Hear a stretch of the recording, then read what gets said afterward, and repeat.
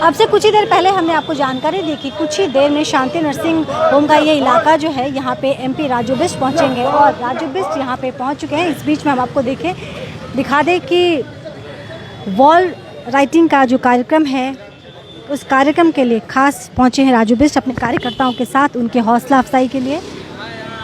বাংলায় পদ্ম ফুলার গেরুয়া রঙের ঝড় এসেছে, বদলে যাবে বাংলা। পিসি তুমি ভাইপোটিকে সঙ্গে করে নিয়ে পালাও, গড়বো সোনারে বাংলা। বাংলায় পদ্ম ফুলার গেরুয়া রঙের ঝড় এসেছে, বদলে যাবে বাংলা। পিসি তুমি ভাইপোটিকে সঙ্গে করে নিয়ে পালাও, গড়বো সোনারে বাংলা। কারা খায় কাটমানি, কারা করে প্রাণহানি, দুর্নীতি সব কথা জানে বাংলা। তোমাদের মিথ্যাচার, তোমাদের অত্যাচার। ऐसा है, पश्चिम बंगाल की 10 करोड़ की जनता के ऊपर में मोदी जी बस चुके हैं, कमल का फूल बस चुका है और चुनाव की बिगुल भी बज चुकी है। और ये चुनाव पश्चिम बंगाल भारतीय जनता पार्टी 10 करोड़ से ज़्यादा जनताओं के लिए ये सिर्फ चुनाव नहीं, एक चुनौती भी है। और पश्चिम बंगाल की जनता ने मन बना लिया है कि हम सबको परिवर्तन चाहिए। हमने 34 साल तक सीपीएम का शासन देखा और 10 साल से, पिछले 10 साल से टीएमसी को देख रहे हैं। लेकिन जो जनताओं की जो अपेक्षाएं थी, जो उनके सपने थे, जो उनके लिए विकास के काम होने थे, वो पूरे नहीं हुए। इसलिए आज जनता अपने आप को ठगा हुआ महसूस कर रही है और जनता ने यह मन बना लिया है कि जिस तरह से पिछले 6 साल में देश में जिस तेज़ी के साथ विकास का कार्य हुआ है, वो सब विकास हमें भी चाहिए, ऐसा पश्चिम बंगाल की जनता ने मन बना लिया है। और 2021 में भारतीय जनता पार्टी की 200 से ज़्यादा सीटें आनी तय है और मोदी जी के नेतृत्व में बीजेपी की सरकार बनेगी। और पश्चिम बंगाल, हमें आज भी याद है, हम सब पढ़ते हैं कि आज़ादी के समय में पश्चिम बंगाल पूरे देश में नंबर 1 था। अगर हम इकोनॉमी की बात करें, हम प्रथम स्थान पे होते थे, लेकिन आज 15वें स्थान पे है। यहाँ की बहुत बड़ी समस्याएं हैं, उन समस्याओं का कोई भी समाधान नहीं हुआ। जब हम सिलीगुड़ी शहर की बात करते हैं, हम सब जानते हैं यहाँ पे इंफ्रास्ट्रक्चर पूरी तरह कोलैप्स है, ट्रैफिक की बहुत बड़ी समस्या है। और यहाँ पे जो है, आप कहीं भी जाएंगे आपको गाड़ी खड़े करने के लिए पार्किंग नहीं मिलेगा, गंदगी छाई रहती है, कॉरपोरेशन ठीक से अपना काम नहीं करता, राज्य सरकार कॉरपोरेशन को सहयोग नहीं करती और जनता को बहुत बड़ी समस्या है। चिकित्सा, शिक्षा से लेकर के पीने की पानी के लेकर के ये सब समस्याएं हैं। हमारी महानंदा से लेकर के बालासन नदियाँ एक गंदे नाले में तब्दील हो चुकी है।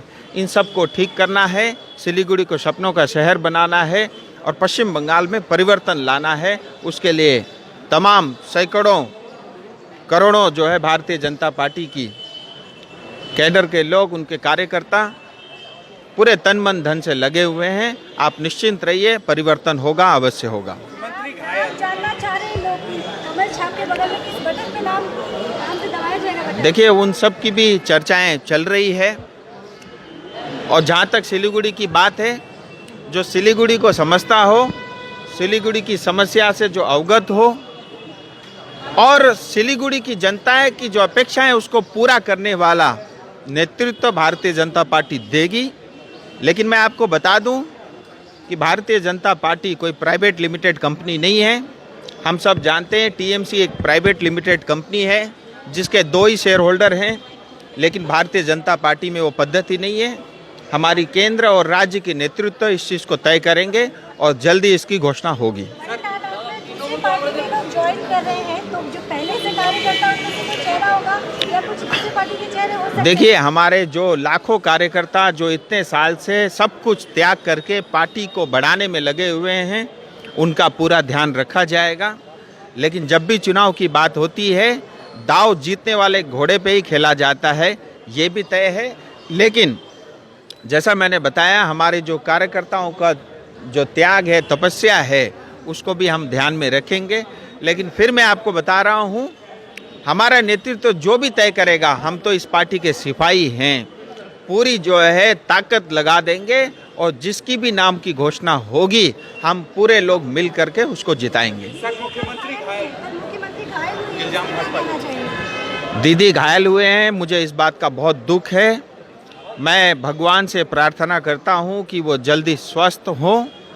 और मुझे ऐसा लगता है, और ये कल की घटना से स्पष्ट है, कि पश्चिम बंगाल में मुख्यमंत्री सुरक्षित नहीं है। इसका मतलब टीएमसी सरकार पूरी तरह फेल है 10 करोड़ से ज़्यादा जनता को सुरक्षा देने के लिए। मुझे स्पष्ट रूप से ये कहना है, ममता दीदी ये जरूर कहेंगी कि ये साजिश है, वो ये भी कह सकती हैं कि भारतीय जनता पार्टी ने कराया। तो मेरा उनसे निवेदन है कि तत्काल उनको इसकी जांच जो है एनआईए से या सीबीआई से कराना चाहिए, जिससे दूध का दूध पानी का पानी हो। और एक बात और भी मुझे ध्यान में आती है, कल की जिस तरह की घटना हुई, क्योंकि चोट उनको लगी है, तो मुझे लगता है ममता दीदी को गृह मंत्रालय में तुरंत जो है संपर्क करना चाहिए और केंद्र की जेड कैटेगरी या उससे कोई बड़ी कैटेगरी की जो है उनको सुरक्षा तत्काल ले लेनी चाहिए, जिससे वो चुनाव में आराम से घूम सके। क्योंकि जो पश्चिम बंगाल का जो वातावरण है, खुलेआम कोई भी नेता घूम नहीं सकता। अगर ऐसी स्थिति कराई है तो उसके लिए भी ममता दीदी और उनकी पार्टी ही जिम्मेदार है। राजू जी, शंकर घोष और नंदुलाल के हाथों भाजपा में शामिल होंगे? मैं किसी पार्टिकुलर एक नेता का नाम लेकर के नहीं कहूँगा।